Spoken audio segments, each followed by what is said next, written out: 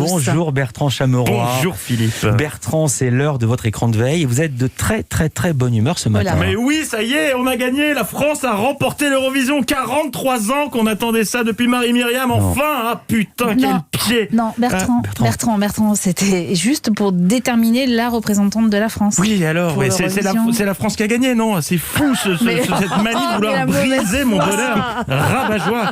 C'est donc Barbara Pravi qui nous représentera avec une sublime chanson cette année. J'y crois. Pravi est magique. Voilà. Non. Mais j'adore cette chanteuse. Elle a été sélectionnée par le public au terme d'une cérémonie un poil longue, 2h40, mais pratique, car à la fin j'ai pu basculer directement sur Téléfoot à 11h du mat sur TF1. À l'animation, Laurence Boccolini et notre ami Stéphane Bern. Stéphane qui pourrait rejoindre le gouvernement puisqu'il est capable de dire une chose et son contraire en moins de 10 secondes. Ils votent, ils sont en train de voter. Ah oui, le choix. Attendez, vous prenez votre temps. Il nous manque encore 3 votes, dépêcez-vous. Faudrait savoir, ils prennent leur temps ou ils se dépêchent, Stéphane. À ses côtés, Laurence Boccolini, dont c'était le premier Eurovision, et elle était heureuse. Ah ça, elle était heureuse, complètement surexcitée, Laurence. Ah oui, mais oui. Très Eurovision. Ça fait que commencer, ils sont en lice. Elle a mangé la lune. Bon. Résultat, on l'avait jamais connu comme ça. Ah non. Résultat, à mi-chemin, elle a lâché. Allez-y, parlez, j'en peux plus. Tu m'étonnes. Elle a trop dépensé d'énergie. À la fin, elle était au bout du rouleau. Heureusement, elle pouvait compter sur Stéphane Bern pour la relayer. Et pour demander de l'aide, elle n'y va pas par 4 chemins. Meubler. Ah bah oui. Meubler pendant le jour. Vous voulez que Alors. Voilà, meublé, Stéphane, démerde-toi. Pour juger les prestations des candidats, il y avait un jury dont faisait partie André Manoukian, qui, ce n'est un secret pour personne, a une légère tendance à avoir du mal à rendre le micro. Alors pour faire respecter le timing, Stéphane et Laurence sont allés droit au but en lui coupant carrément la parole. Vous avez juste envie de faire enfin, ça vous évoque c'est la paix dans le monde. Oui. C'est la paix dans le monde, merci. Mais c'est plus que la paix, c'est l'amour. Voilà, c'est ça. C'est-à-dire donc. Alors, on est en direct ensemble sur France 2 pour une soirée événement. Il va falloir choisir. Allez, voilà, merci. Mais voyant que même en la lui coupant, il prenait tout de même la parole, ils ont fini par l'ignorer, tout simplement. Alors, peut-être un mot avant, André, je sais que tu as envie de parler. Mais Marie-Myriam. Marie. Oui, Marie. Au moins, Marie a fait court. C'est donc Barbara Pravi qui a remporté le concours avec le titre Voilà, aux paroles aussi belles qu'émouvantes, mais ses concurrents n'étaient pas en reste.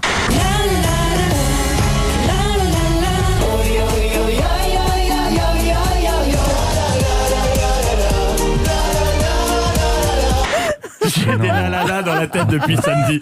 Et des yo-yo. Mais mon chouchou, ma chanson coup de cœur, c'était celle de Terence James. Je t'emmènerai danser, un titre au refrain efficace, disons. Je t'emmènerai danser, je t'emmènerai danser, je t'emmènerai danser, je t'emmènerai danser, je t'emmènerai danser, je t'emmènerai danser. Oui, emmène-la danser, mon vieux. C'est bon, présentez-lui Michel Thor. Bon sang qu'on en finisse. Merci Bertrand Chameroy. Mais quelle soirée vous passez, c'est dingue. Ah, j'ai une vie palpitante, si vous saviez.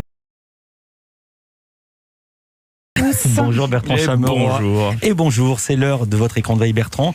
Et vous nous parlez ballon rond ce matin, ça c'est ça. Les droits du foot, Giro Merdier. Ils ont des lots à vendre, mais ils sont seuls. Oui, ça faisait longtemps que j'avais pas chanté. C'est la première fois depuis le 24 août que je suis dans le tempo. Mais revenons au sujet. Quel foutoir pour ceux qui n'auraient pas suivi les épisodes. Petit rappel, précédemment dans les droits de diffusion de la Ligue 1. L'appel d'offres de la Ligue de football professionnel s'est soldé par un échec cuisant. Canal, Altice et beIN n'ont pas déposé d'offres et aucun des silos n'a atteint le prix de réserve. Alors que le pire scénario se profile, la LFP se laisse 2 jours pour trouver un diffuseur. En attendant, elle erre dans le métro en jouant le temps des fleurs à l'accordéon dans l'espoir de récolter une obole pour rester digne. Ah bah ça, il y a plus d'action que dans un Dijon-Nîmes avec cette histoire. Mais alors, bon sang, qui diffusera les matchs de la Ligue 1 ? Peut-être que Gulli pourrait créer la surprise, qui sait ? Lance Bordeaux, trop rigolo. Coucou les zouzous. Oh là là, regarde comme il court vite après le ballon. Tu devrais en faire de même. Pour ta santé, évite de manger trop gras, trop salé et trop sucré. Ce serait sympa pour les enfants. Insupportable, mais sympa entre 2 épisodes de Totally Spies. À moins que Dorsel TV ne rafle la mise et propose des commentaires réservés à un public plus adulte.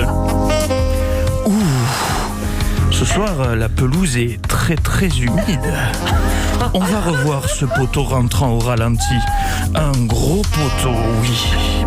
Bon, le souci, c'est que les matchs seraient diffusés à minuit. C'est pas pratique. À moins que BFM Business se positionne sur les lots. Allez, 30 000 qui passent à 50 000. Tête, 230 000 et but, 230 000. Non, moi je verrai la Ligue 1 sur CNews, commenté par Jean-Claude Dacier qui en a encore sorti une bien belle hier. Deux équipes s'affrontent ce soir, des équipes pas franchement mixtes, si vous voyez ce que je veux dire. Enfin, je me comprends. Allez, un noir, encore, qui passe à un arabe. Reprise du seul français de souche qui se fait tacler, évidemment, comme par hasard, c'est un scandale. Non, sinon, il y a toujours C8. Les chéris, on est de retour pour la 14e partie de ce match. PSG-OM, ça continue. Hey, je vous dis tout, il y a changement de joueur. Sortie du numéro 8, allez, tu sors. C'est magnifique. Bon, là, je crois qu'on a fait le tour des diffuseurs. Ah non, bah non, il reste Énergie 12, mais bon... Bonjour, bienvenue sur Énergie 12. Toutes les images de PSG-OM, des vestiaires et des douches en exclusivité, c'est ici et nulle part ailleurs. Ah là là, c'est pas gagné cette histoire. Je vois qu'une seule solution pour sauver la Ligue 1. Vous envoyez Sophie Davant en négociatrice. On n'est pas à l'abri qu'elle fasse une affaire conclue. Ah Bertrand, mon Dieu. Ah, mon Dieu, Bertrand, on retrouve aussi tous les matins à 7h40 votre chronique La Touchable dans la matinale de Mathieu Béliard. Tout à fait. Bonjour Bertrand Chameroy. Bonjour Philippe. C'est l'heure de votre écran de veille Bertrand et ce matin vous nous parlez de ce dont tout le monde a bien besoin en ce moment. D'anxiolytique, non pas du tout. D'amour, évidemment. J'ai regardé la chaîne du Love, M6, un tunnel de guimauve, 21h, L'amour est dans le pré. Suivi de Mon admirateur secret, l'émission de Julia Vignali, programme qui était lui-même précédé de 7 appels à candidature. Inscrivez-vous à la nouvelle saison de l'émission Marié au premier regard. Ouais, c'est plus une chaîne de télé, c'est une agence matrimoniale officiellement. Le concept de Mon admirateur secret, des anonymes dévoilent leur amour à une personne de leur entourage, une émission de dating comme une autre, me direz-vous. Que nenni, il y a énormément de suspense et même quand il n'y a pas de tension, ils en rajoutent avec la musique, ils ont embauché le bruiteur de chez Marvel, écoutez. Se croirait dans Thor Infinity War alors que c'est Blandine qui déclare sa flamme à Cyril dans une cafétéria. Cette émission, ah bah oui, mais ça le fait. Cette émission, c'est aussi l'occasion de découvrir des professions dont on ne parle que trop peu. Je m'appelle Habib, j'ai 25 ans, je suis soudeur, mais à l'international. Mais à l'international, worldwide, je soude sur un périmètre qui couvre Forbach, Milan, San Francisco. C'est la grande classe. Habib, C'est moche de se moquer. qui est le cousin du meilleur ami de Dounia, et à eux deux, ils nous ont offert le rendez-vous galant le plus rapide de toute l'histoire. À peine avaient-ils posé leurs fesses sur les chaises que... Qu'est-ce qu'on fait? On repart ensemble? Allez, on repart. Allez, on repart. Rapide et efficace. Ah non, mais c'est eux qu'il faut envoyer en conseil de défense sanitaire. Ils tranchent la situation en 7 minutes, montre en main. À ce propos, certaines réactions des candidats font écho à l'actualité. Tenez, cette demoiselle, par exemple, on dirait qu'elle parle du possible reconfinement. Mais en fait, j'en ai marre de rester dans l'inconnu. J'ai vraiment besoin d'avoir une réponse. Mais nous aussi. Mais quant à cette candidate, il semblerait qu'elle ait visionné la vidéo de Jean-Michel Blanquer faisant de la gym. J'avais envie de partir très loin. J'étais mal à l'aise et je savais pas trop comment oublier cette image. Nous aussi. Mais mon duo préféré, c'est celui-ci. Cindy s'apprête à dévoiler ses sentiments à son banquier. On se croirait dans une pub pour la Banque Populaire. C'est qui ce garçon? Nicolas, c'est mon conseiller bancaire. J'ai eu un coup de cœur pour lui. J'ai eu l'impression que c'était plus qu'un rendez-vous bancaire. Banque Populaire.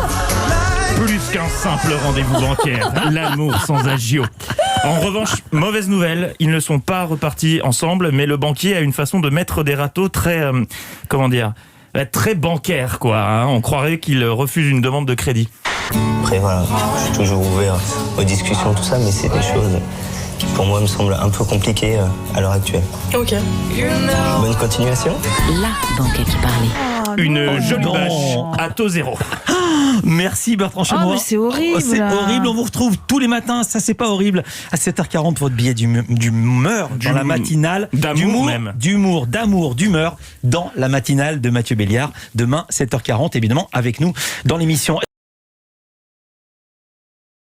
Bonjour Bertrand Chameroy. Bonjour Philippe Vandel. C'est l'heure tout de suite de votre écran de veille et il paraît que vous surveillez vos collègues de travail. Oui, tout à fait, c'est mon petit côté œil de Moscou. Je peux vous dire qu'Eva Rock est allée 3 fois au Water ce matin. Non. Ce n'est pas le sujet. 4 fois. J'ai regardé TFX qui lançait hier sa nouvelle collection documentaire, un magazine présenté par une certaine Hélène Manarino qui nous proposait de suivre les préparatifs de mariage gitan.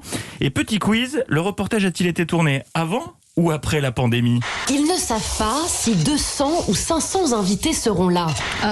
C'était effectivement dans le monde d'avant, y compris au niveau de la répartition des tâches.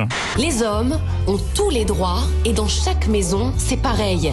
Les femmes sont reléguées au ménage dès leur plus jeune âge. Savoir faire le ménage est une qualité indispensable pour bien se marier. T'as compris, Eva? Ah bah oui, c'est pour ça que je suis pas mariée. Voilà.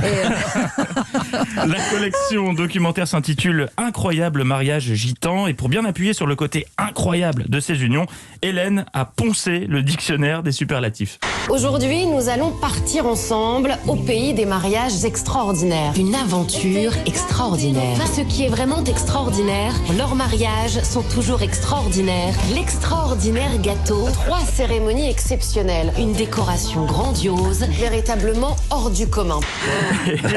Et les costumes, les costumes, ils sont comment? Des costumes éblouissants et leurs fêtes inoubliables. Éblouissants costumes, inoubliables fêtes, impressionnante aussi la pièce montée.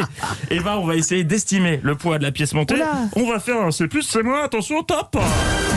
5 kilos, C'est plus, 15, c'est plus, 30, c'est plus, 50, c'est moins. Allez, stop, 45. allez, stop, stop. Bon, d'accord. Avant de jouer au fakir, c'est pas du tout la voix de Philippe Risoli, ça voici la réponse. Le gâteau pèse plus de 40 kilos. Un énorme fraisier pour certains, un goûter comme un autre pour Gérard Larcher. Alors, Bertrand. on peut plus faire de la gratuité. Allez, je reviens à Hélène, cette boulimique de travail. Elle anime des magazines sur TFX, des émissions sur TMC, des JT sur LCI et le portrait inattendu dans Culture Média. D'où cette question que se posent légitimement les auditeurs. Quand trouve-t-elle le temps de se reposer? Eh bien, je peux vous le révéler ce matin, le secret d'Hélène pour récupérer, c'est de faire des micro-siestes pendant ses commentaires. Écoutez cette phrase, c'est sans trucage, vous allez trouver tout de suite à quel moment démarre la micro-sieste. Du côté de chez Paul, à l'entrée du quartier, c'est l'ébullition. Voilà. Et après, on repart en pleine forme. Quelle mauvaise Voilà, foi. c'était le premier numéro d'Incroyable mariage gitan. C'était hier sur TFX et comme dirait Hélène, À très vite pour de nouvelles rencontres exceptionnelles. quant à moi, je vous souhaite une journée remplie de moments incroyables. Merci beaucoup Bertrand Chameroy. Bonjour Philippe. C'est votre écran de veille ce matin et vous souhaitiez nous parler de votre addiction. Oui, le bruit courait depuis un petit moment dans les couloirs, ça devenait de plus en plus compliqué de le cacher, alors ce matin, je vous l'avoue, je suis accro au point presse de Jean Castex. Complètement camé, j'ai tout tenté pour arrêter les patchs, cure de désintox en regardant Gulli, mais c'est plus fort que moi, j'y reviens à chaque fois. Eva, je te demanderai de ne pas rire car je ne suis pas le seul à être rongé par ce fléau. On était plus de 7 millions hier. Hier donc, n'écoutant que mon addiction, j'ai passé ma journée à attendre 18h fébrilement, les mains tremblantes. Pour patienter, j'ai pris des substituts, BFM, CNews, LCI, des chaînes info qui, comme à leur habitude, ont teasé les annonces du Premier ministre. Vous savez d'ailleurs, Philippe, ce qui va être dit aujourd'hui. Est-ce que je peux m'avancer en disant pas grand-chose? Rassurez-vous, il ne faut pas s'attendre à une annonce de reconfinement ce soir. En fait, plutôt un gros point d'étape. Et moi, je suis pas con, moi. En entendant ça, j'aurais pu me dire, bon bah, circule, il y a rien à voir. Demain, tu vas débriefer un sombre programme de la TNT ou que sais-je. Mais non, tête de mule que je suis, je me suis dit, il va forcément se passer quelque chose. Sinon, Castex ne prendrait pas la parole. Donc demain, je parlerai de ça chez Philippe. Ce que j'ai fait, ça revient grosso modo à regarder la bande-annonce d'un film qui annoncerait 0 action, des répliques nulles, un rythme inexistant et se dire chouette, allez, je prends une place et du popcorn. Quel crétin je fais, une fois de plus. Les chaînes info avaient vu juste, pas d'annonce hier, donc Jean Castex s'est muté en plus du gouvernement. Il a répété en 1 heure ce qu'il avait déjà annoncé en 10 minutes la semaine d'avant. On est passé de tester, alerter, protéger à teaser, annoncer, répéter. J'ai donc achevé la conférence de presse avec un sentiment de décepvement, un mélange de déception et d'énervement. Et je ne suis pas le seul. Gilles Boulot aussi semblait avoir les nerfs. Ah si, il a carrément coupé la chic à Jean Oui, avant de vous... D'abord, je voudrais redire que par rapport aux vacances... Voilà donc, Voilà donc pour cette conférence de presse. Voilà, ça c'est le 20h de TF1. Oui. Voilà, Gilles Boulot, il dit voilà, puisqu'il annonce rien, allez, on coupe rideau, on va pas passer la soirée dessus, on a perdu assez de temps. Le souci, c'est que TF1 avait dégainé une édition spéciale, donc on sortit, il faut la justifier, cette édition spéciale. Très belle performance de Gilles Boulot sur le coup.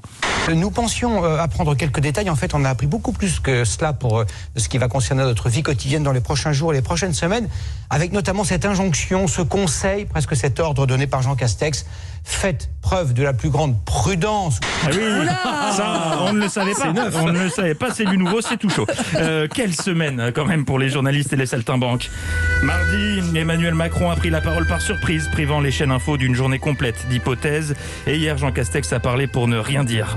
J'en prends acte et en conséquence, je vous annonce solennellement qu'à compter de ce jour, j'arrête les points presse du Premier ministre. Oh non. Jusqu'au prochain. Je vous ai bien vu. On s'est bien fait mais avoir. même pas une seconde, on y a cru. Merci, moi j'ai cru. Merci Bertrand Chameroy. On vous retrouve également tous les matins à 7h40 pour La Touche Âme, votre chronique dans la matinale de Mathieu Béliard. Comme on est vendredi, ça sera lundi.